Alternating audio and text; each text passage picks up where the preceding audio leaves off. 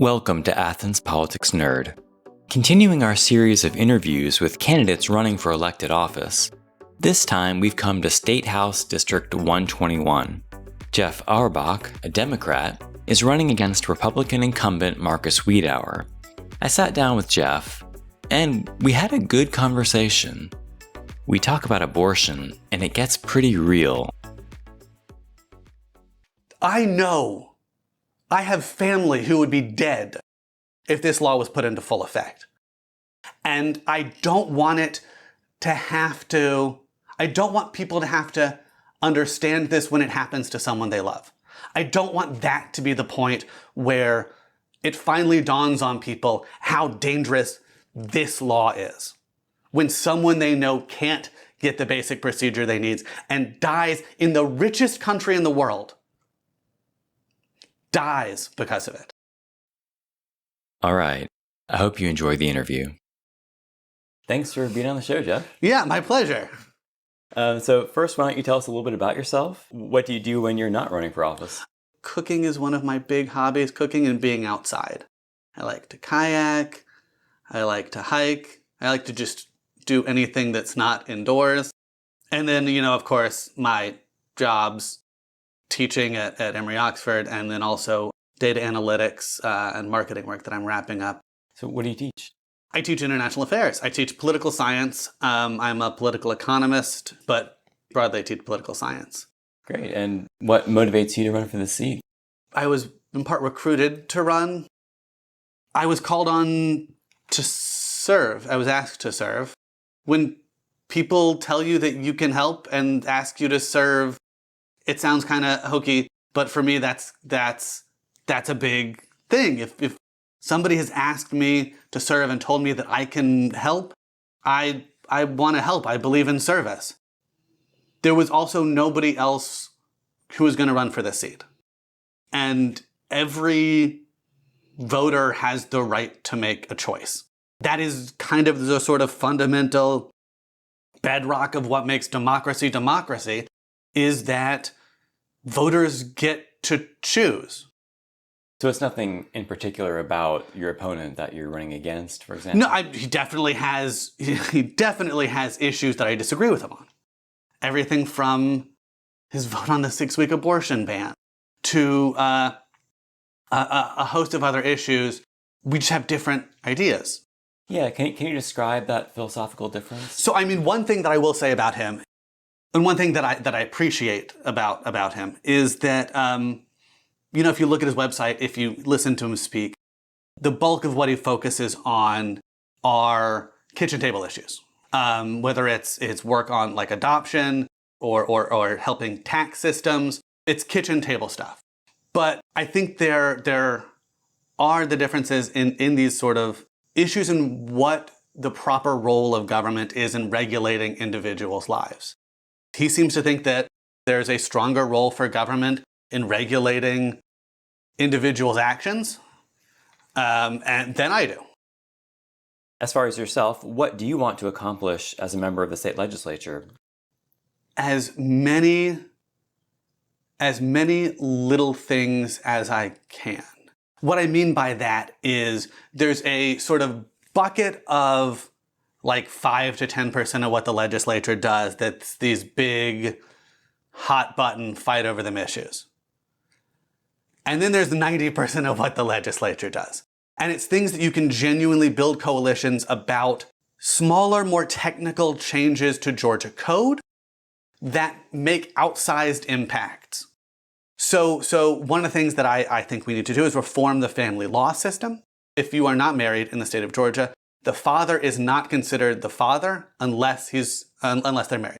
So even if he's on the birth certificate, he's not considered the father. There has to be a legitimation process that's done. It used to be that couples were offered a form in the hospital room.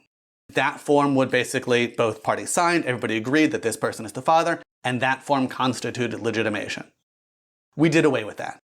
Now, and this is tens of thousands of court cases every year across the state of Georgia, are dealt just with legitimation.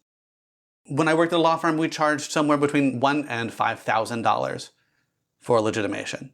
$1,000 if there was no contest to it. This is something that is sucking money from people who can least afford it, making it harder for fathers to take a role in their children's lives, and clogging up our court system. We can now make the process better. This saves taxpayers money. This saves individuals money. And it's not something that should be that heavily contested or that difficult to get through. That's the things that I care deeply about, achieving the small things that have an outsized impact on our lives. Yeah, I'm sure there's a lot of those kinds of things. There's an enormous number of them. And there's also one of the big top things that I would really be interested in working on is a state-based reinsurance program. So other states have them. They work in other states to lower premiums for everybody who has insurance, everybody who buys insurance. What a reinsurance program is it's insurance for insurance companies.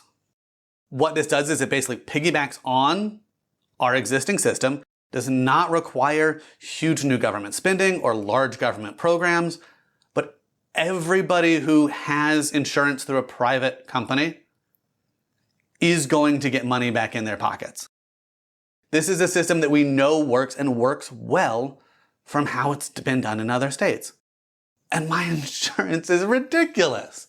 I have decent insurance, but the cost for the three of us is almost $800 a month.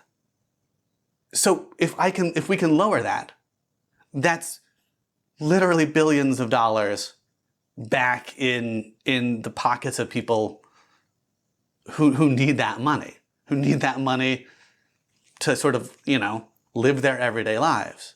Yeah. Mm-hmm. And I know you mentioned it before, but I do want to ask you about abortion. Yeah. So, because that's an issue that state legislatures will be having to deal with. State legislatures are going to have to deal with it. Our legislature is going to have to deal with it very soon. So what are your feelings on abortion? So in general, I do consider myself pro-choice, but one of the problems that I think we have with the abortion debate is that the Republicans are talking essentially exclusively about regulating the supply, right? Cutting off the supply of abortions by banning the procedure.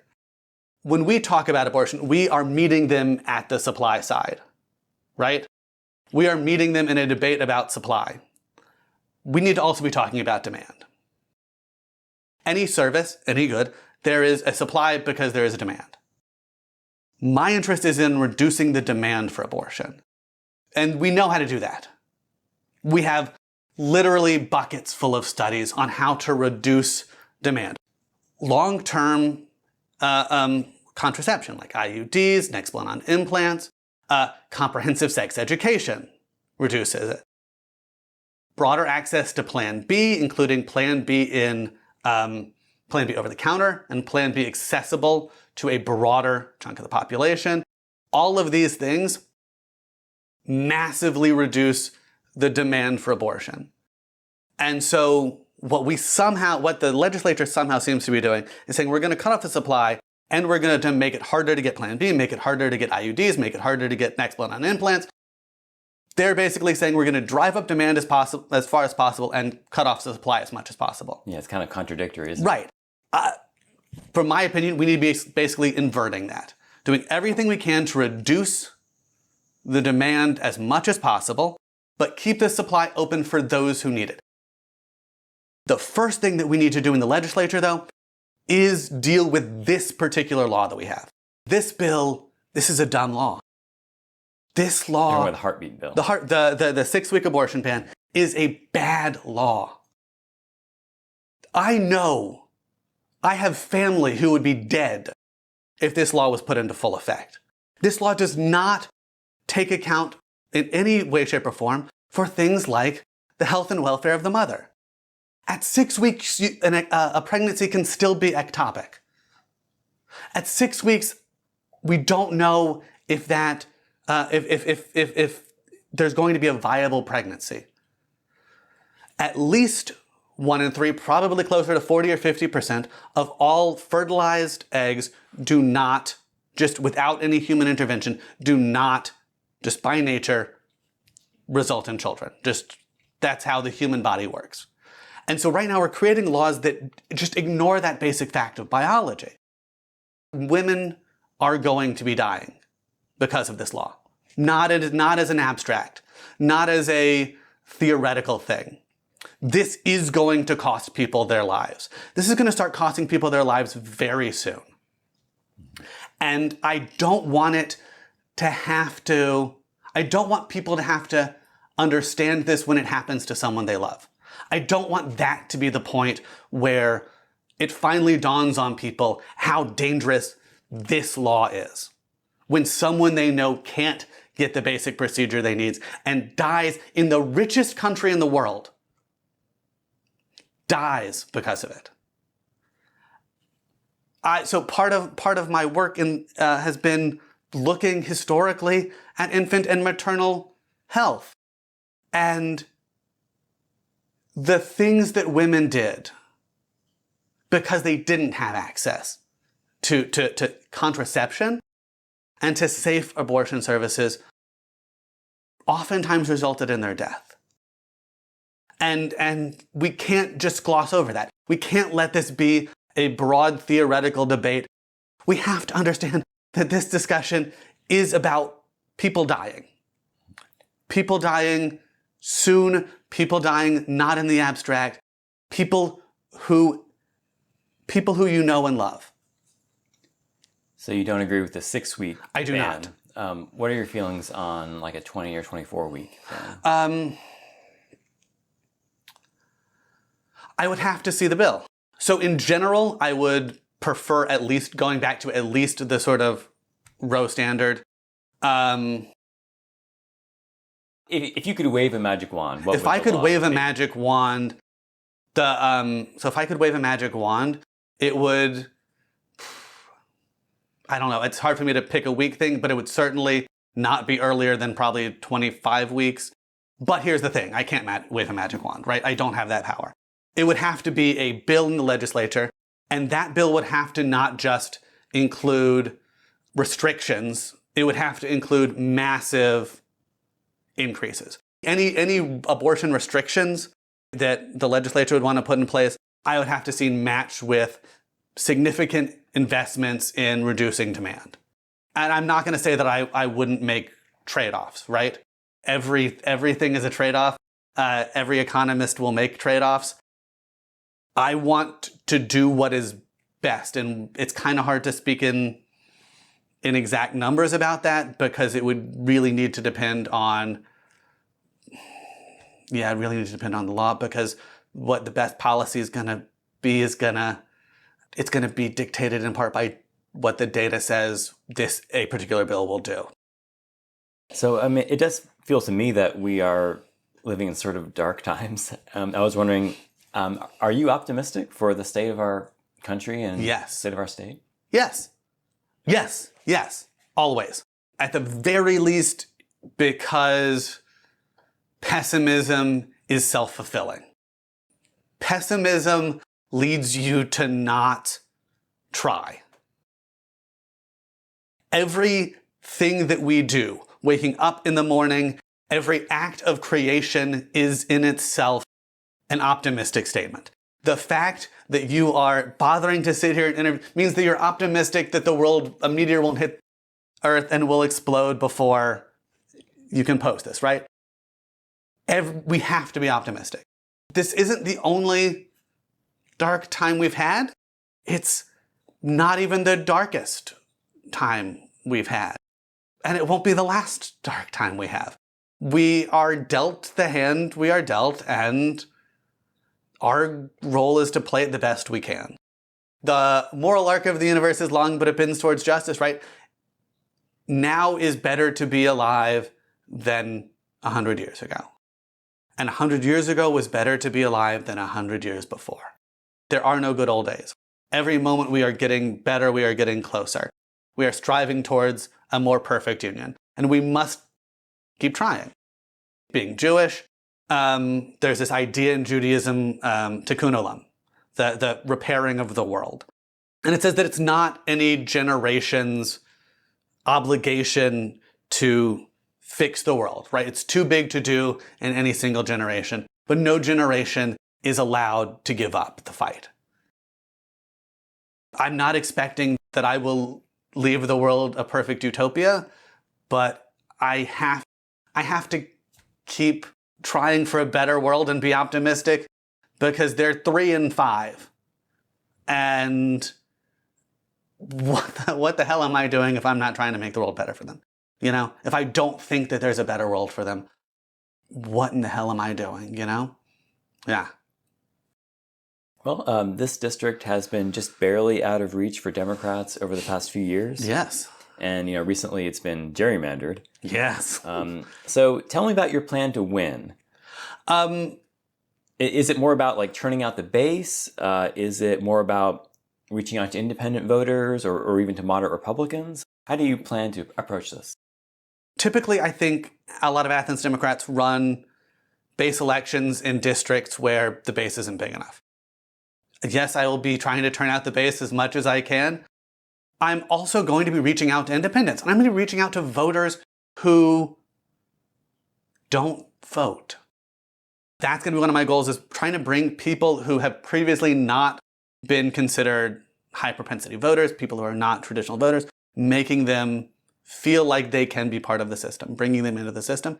And I am going to be reaching out to moderate Republicans as well, because, my mother-in-law was raised her father went to West Point. He was a Republican. She was a Republican. This is not their Republican Party. The party that's out there now, this is not John McCain's Republican Party. This is not Mitt Romney's Republican Party. This is sure as hell not, Bob Dole's Republican Party, right? This is a different beast. And there's a lot of Republicans who are not okay with the direction that their party is going, and and fundamentally not okay with the direction that what has become the Republican Party wants to take the country in. What direction do they want to take us? They're looking straight for illiberal and anti-democratic, right? They're looking to make it harder for people to be actually active participants in their government. They're looking for some kind of minority rule, and minority rule doesn't work. Democracy requires accountability. And I think, there's parts of the Republican Party that are looking to reduce that accountability. To the moderate Republicans who see that, they say, okay, this might have been the party that I was raised in, but does this represent my values now? And if we can kind of knock away a lot of this other chaff and focus in on the fact that we genuinely care about improving the lives of people in this state, and say, okay, what can we build from there? Who do you think can best accomplish it for you? I'm hoping that I can have some moderate Republicans realize that I can help. Now, if Wiedauer was here, I'm sure he would say, I believe in democracy. I want to make a better Georgia. Yeah, I truly believe that he does, and that he wants the best state for all of us. I just think that his views of how we accomplish that and my views of how we accomplish that are not the same. So why should voters vote for you? The political scientist in me really wants everybody to vote for me because they believe that I have the best policies to help the state of Georgia. Because they think I'm qualified to represent them, because they think my policies can help them. I want people to vote for me because they think we need help, and they think I can be the one to help them, because they like my sort of overall vision of what we can do in the legislature. That's what I would like people to vote for me, because of this sort of nerdy in the weeds things. I'm not looking to be the king of charisma and build a cult following. I'm looking to do good work in the legislature. And I just hope that people think that my idea of what good work in the legislature is a good idea. Very cool. Well, thanks for being on the show. Thanks so much for having me. Thanks for listening. And thanks to the APN members who make this show possible. If you think this is the kind of podcast that's important and that should exist, then please consider making a donation. APN's business model, such as it is that if you're listening to this and you can give, that you will. A few dollars a month would be perfect. You can become a member at athenspoliticsnerd.com/join. Thank you.